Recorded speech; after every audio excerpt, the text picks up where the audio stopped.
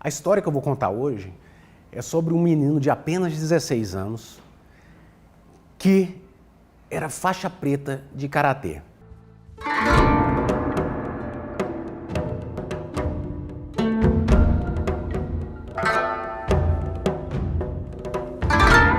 Essa história ela aconteceu, boa parte dela no Japão, mas ela teve início aqui no coração do Brasil. Durante alguns campeonatos de karatê e da dedicação e do desempenho que esse rapaz apresentou, o professor dele ficou encantado e abriu uma conexão com escolas internacionais, mais especificamente no Japão, onde é o berço do karatê mundial, para ver se conseguia uma bolsa para ele poder lutar, para ele poder aprender e representar o nosso país com o karatê. Sem falar nada com a família, ele conseguiu uma bolsa para o aluno ir treinar com os melhores mestres do karatê do mundo.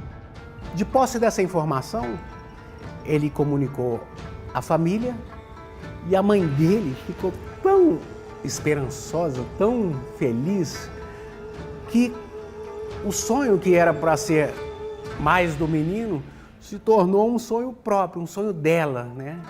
E assim ela começou a levantar verbas com pessoas da família, levantar verbas junto ao banco, enfim, para fazer de tudo para que ele pudesse participar dessa imersão no karatê no Japão.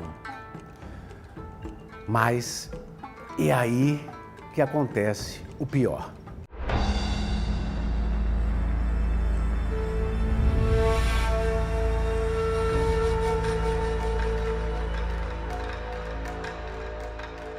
Você imagina uma mãe, né?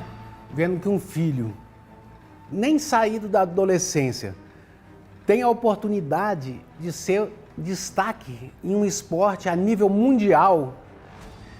A pessoa fica muito emocionada, né?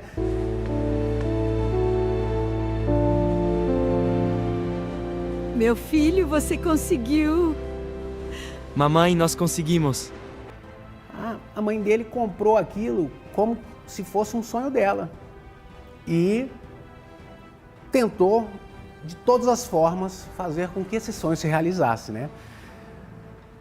E assim ela conseguiu levantar essa verba e o menino, com um sonho na bagagem, partiu rumo ao Japão. Vou ficar bem, mãe. Vou treinar muito.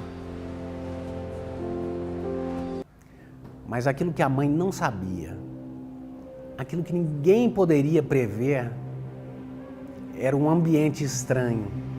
A falta de maturidade de um adolescente, a falta de maturidade, 15, 16 anos, nem saiu da adolescência, não tem a sua personalidade talvez totalmente formada, indo para o Japão, não podia ser diferente.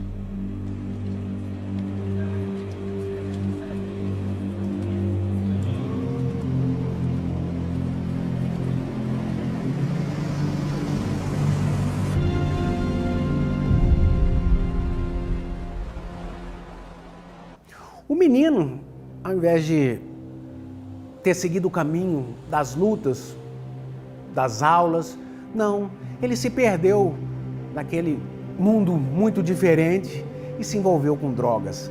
O kimono bem passado, a faixa preta na cintura, o orgulho da coroa, a promessa mais pura. No tatame ele voava, era o rei do dojo. O professor olhou pra ele e disse: o seu tempo chegou. A passagem comprada, o destino era o Japão. A terra do sol nascente, a glória na palma da mão. A mãe chorou na despedida, um abraço apertado. Vai com Deus, meu filho, seu futuro tá traçado. Mas o avião pousou e o céu não era tão azul. O frio cortava o rosto, um vento vindo do sul. Tudo era tão estranho, a língua, o povo, o lugar. O sonho que era tão grande começou a sufocar. Faixa preta na cintura, mas a alma ficou fria. Longe de casa a solidão foi sua.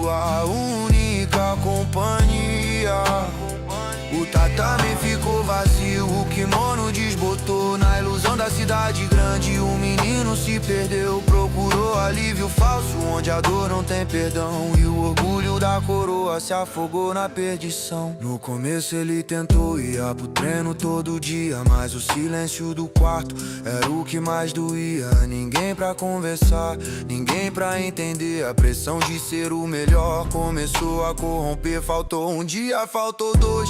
O professor ligou, mas o telefone tocava. Ele não escutou, conheceu as ruas tortas, as luzes de neon, e a fumaça apagou o brilho que ele tinha de dom. Ele começou a usar ópio de uma tal forma e foi preso.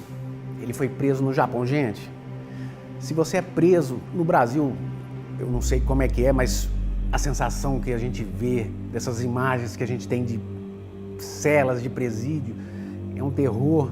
Imagina você no Japão, sem falar a língua da outra pessoa, sem conhecer nada, sem conseguir se comunicar. Que tortura que deve ter sido.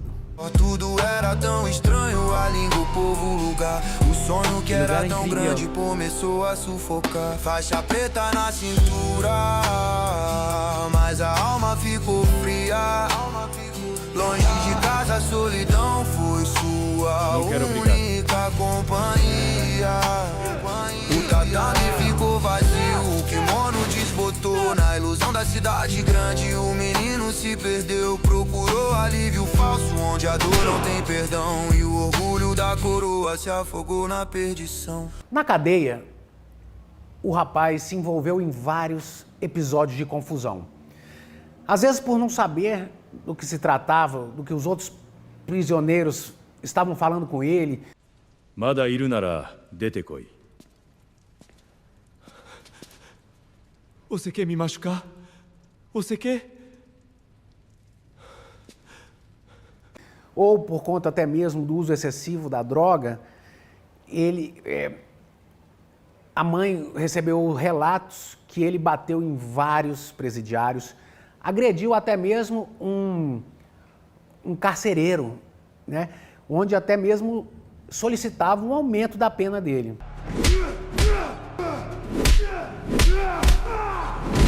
Akimyoto, você é responsável por essa brigada.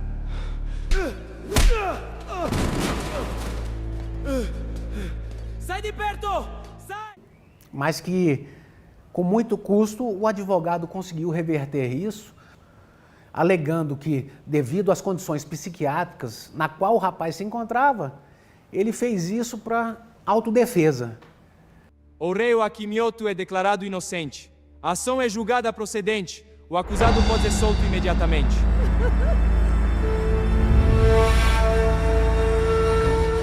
Após 4 anos de muito esforço e empenho de toda uma família, a mãe consegue trazê-lo de volta ao Brasil.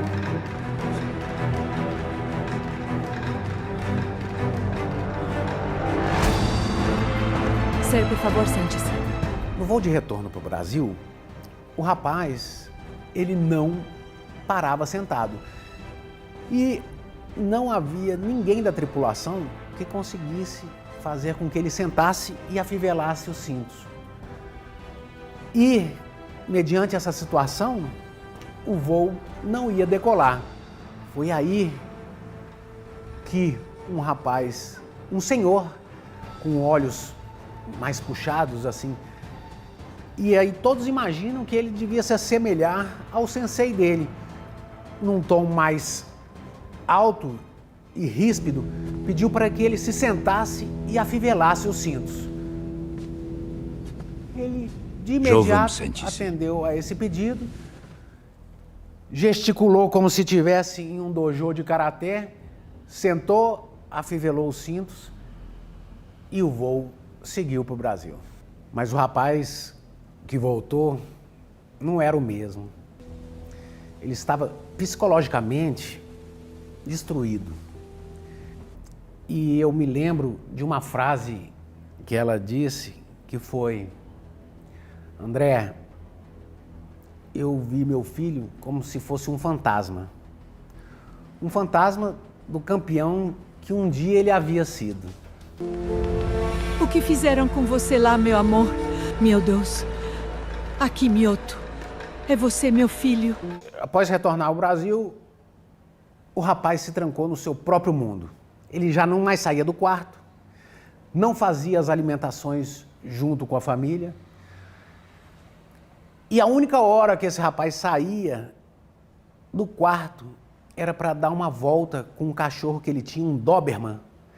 Ele dava uma volta no parque, era isso todos os dias, por volta de 5 da manhã, retornava, ele fazia a refeição do café da manhã em pé na cozinha e depois ele retornava para o seu quarto. E de lá ele não saía. As outras refeições, a mãe dele levava bandejinha, deixava no chão, batia na porta, falava, meu filho, deixei sua comida aí. Ele abria a porta, pegava aquela bandeja, comia e devolvia. Como se ele tivesse ainda no presídio, né? Aquela sensação de põe bandeja, tira bandeja. Além disso, Akimioto tinha surtos onde ele gritava, acordava. Quem são vocês? Me soltem, me soltem. Acordava e a mãe dele olhando para ele, né? Uma coisa muito estranha, muito. Me soltam. Me soltam. Quem são vocês?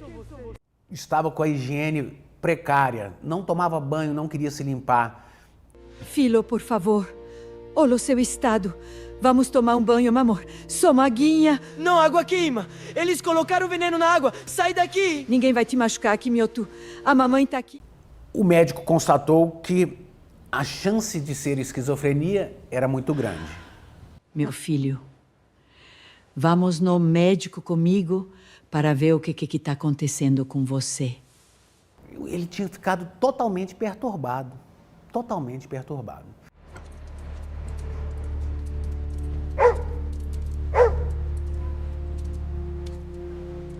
Esse paciente é um caso bastante interessante que eu quero destacar 3 pontos. O início da doença. Às vezes a gente pensa que é um início muito cedo da doença, mas esse é o comum. A esquizofrenia ela acontece no final da adolescência, início da idade de adulto jovem, um pouco mais precoce nos homens e um pouco mais tardio nas mulheres. E um outro ponto de atenção aí é o fator de migração. Quando a gente muda para um lugar, principalmente de culturas muito diferentes, onde a gente não compreende a linguagem, a gente não compreende como as pessoas vão agir, a gente não consegue antecipar o que vai acontecer, isso gera muita tensão e é descrito na literatura como causador de psicose. Então esse paciente foi para o Japão, onde é uma língua totalmente diferente, uma cultura totalmente diferente. Então essa apreensão de não saber antecipar o que vai acontecer, isso gera uma angústia muito importante que pode gerar psicose. E o terceiro ponto, que talvez seja o principal e um ponto de alerta para as famílias e para os pais. O uso de drogas é um dos pontos mais importantes na causa de esquizofrenia. Aqui no Brasil a gente não tem o ópio, né? Temos, mas bem raramente, como ele usou no Japão. Mas ao contrário, a gente tem aqui uma disseminação muito grande do uso de maconha, às vezes até meio idealizado. E isso, ao contrário do que muitos pensam de ser uma droga leve, uma droga sem efeitos colaterais, sem efeitos danosos, saibam que a chance de um paciente usar maconha precocemente e desenvolver esquizofrenia é altíssima.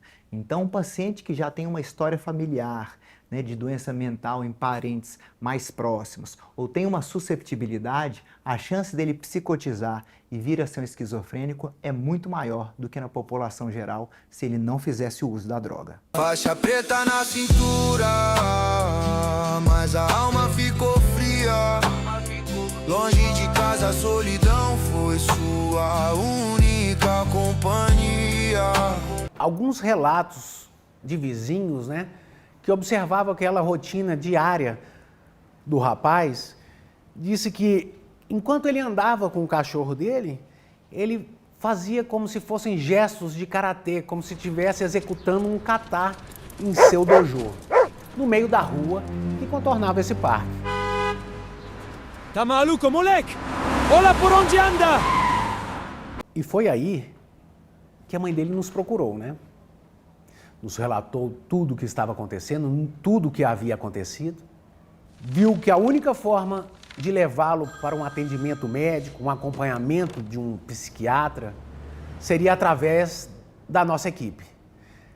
Então, ela nos contatou, elaboramos um plano juntos e eu vou te contar como é que foi. Faixa preta na cintura, mas a alma ficou fria. Longe de casa a solidão foi sua única companhia. E o plano foi o seguinte: como o rapaz saía todos os dias para dar uma volta com o cachorro no parque, a equipe se posicionou esse horário na frente do prédio dele. Quando ele saiu, nós subimos para o andar onde ele residia e ficamos o aguardando. O combinado com a sua mãe era que quando ele chegasse, ela trancasse o cachorro de imediato. E assim Vamos com cuidado. foi feito.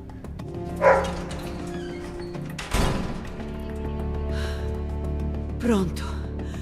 O rapaz chegou, se dirigiu à cozinha e ela levou o cachorro para dentro do quarto. O rapaz, ele estava em pé e tinha iniciado a tomar o café. E aí a gente chegou e o abordou. E ele começou: quem são vocês? Quem são vocês? Nós nos apresentamos e seguramos no braço dele, né? Sem fazer força alguma.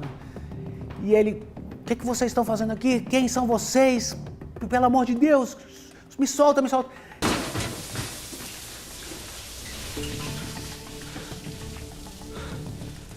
O que vocês estão fazendo aqui?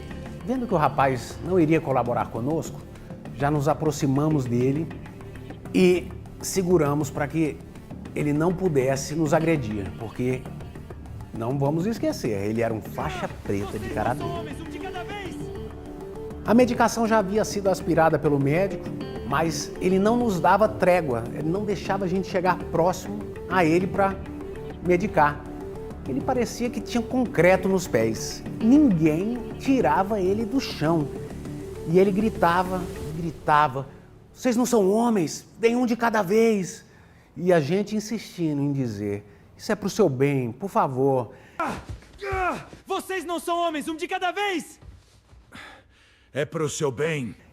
Não, me soltem, vocês não são homens, deem um de cada vez. E ele não cedia. Até que uma hora ele pega e faz um movimento tão brusco que joga um dos nossos enfermeiros mais fortes no chão, que era o Raimundão. O Raimundão era um moreno de quase 2 metros. O médico conseguiu fazer a intramuscular, a medicação, e ele foi ficando mais calmo. Mas isso não foi de imediato, não. Isso foi depois de uns 10, 15 minutos de luta. E olha, 10, 15 minutos de luta com uma pessoa faixa preta de karatê não é brincadeira. Após fazer a medicação, Akimioto ficou mais tranquilo, levamos ele para a ambulância, levamos ele para a clínica de tratamento psiquiátrico. Hoje, além de viver uma vida normal, dando aulas de karatê no Brasil inteiro, ele se tornou um grande amigo, não só meu, como de toda a equipe. E é por esse motivo e por outros vários que eu adoro fazer resgates psiquiátricos.